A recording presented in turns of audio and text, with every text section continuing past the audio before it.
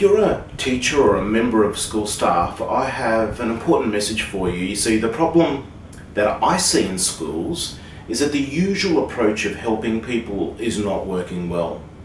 It takes a long time, the problem issue continues without improvement, and the reason this is happening is because you're time poor and perhaps may rush to give advice or to come up with a solution or the remedy to alleviate the problem that the student is presenting to you. And when you rush to tell people what to do, their motivation for doing it lessens. Not only that, you're implying that the person that you're helping is not capable of coping or finding an answer for themselves. Hi, my name's Rocky Biasi, and I'm the creator of the Accidental Counsellor training, and I have 7 accidental counsellor tips specifically for school staff to help you connect with the people that you work with and influence them without actually getting exhausted and burning out. So let's go through the tips. Tip 1 is that, first of all, it's all about you. What state are you in? You need to actually be aware of yourself. What are you bringing to the conversation? Your mental and emotional state will influence your approach. So you can get triggered easily by some of the things that you hear at school, and you need to focus on your own well-being and be aware if you are stressed or anxious. Now, when you're aware that perhaps you are getting a little bit worked up or triggered, you can then adjust your state. This awareness of what you bring to the conversation is highly critical. Otherwise, you actually react unconsciously to all of the triggers around you. Number 2, it's all about them.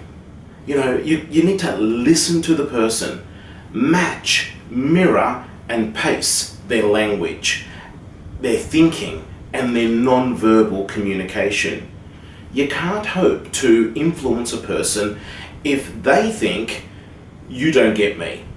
You need to enter their world, communicate and reflect back to them what it is that you're hearing and seeing. You want to, as I say, get the yes. And that means that when you say something, when you respond to what they're saying, the person speaking needs to give you a verbal yes, or it could be a head nod, it could be non-verbal, but in their mind, they hear what you say, which is really what they're saying reflected back to them, and they go, and internally they're saying, yes, that's right, they understand. You can't hope to lead and influence a person if they don't feel understood. The third tip is about influence. Avoiding pain is the number 1 driver of human behavior, followed by gaining pleasure. So to influence a person, you need to focus on pain, specifically what it's like for them when their behavior or circumstance occurs. So this is about the person telling you rather than you telling the person. Ask them, what's it like for you when, and insert the problem, right? What's it like for you when X happens? Is this something that you're sick and tired of? Is it something that you want to change? Of course, it goes without saying that the focus also needs to be on what they can do rather than what other people need to do. Tip number 4, get their why. This is really important. Finding personal reasons for change increases motivation for the change.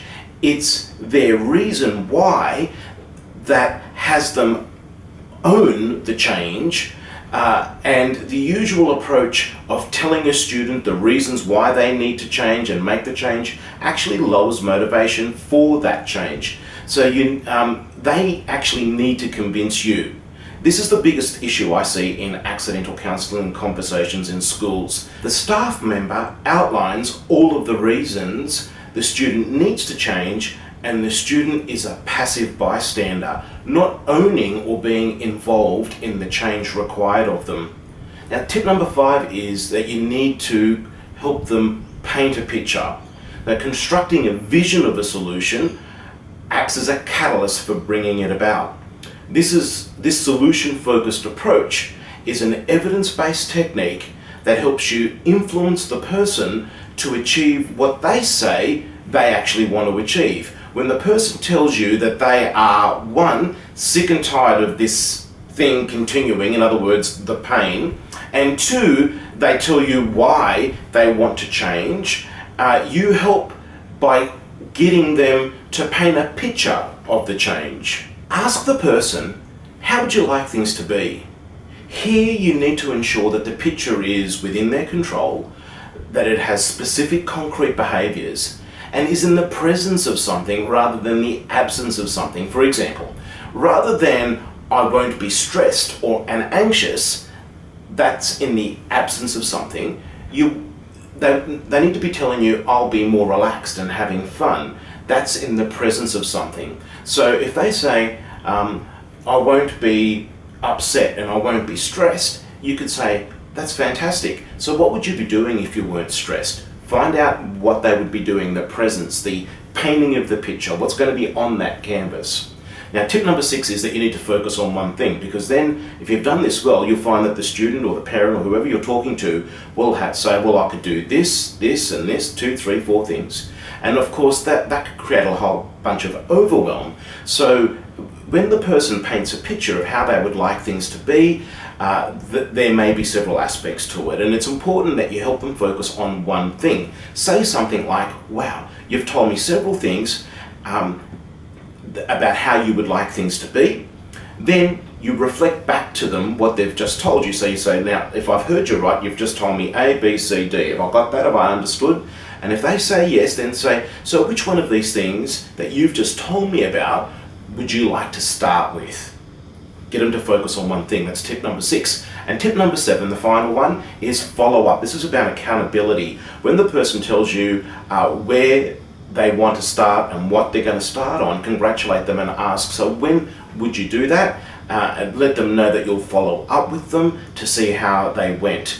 This acts as a further support and provides some accountability for them. So there you have it, 7 accidental counsellor tips. I hope you found them really useful. These are the sort of things we cover in the accidental counsellor training. And to find out more about that, just go to www.accidentalcounsellor.com. Thanks and bye for now.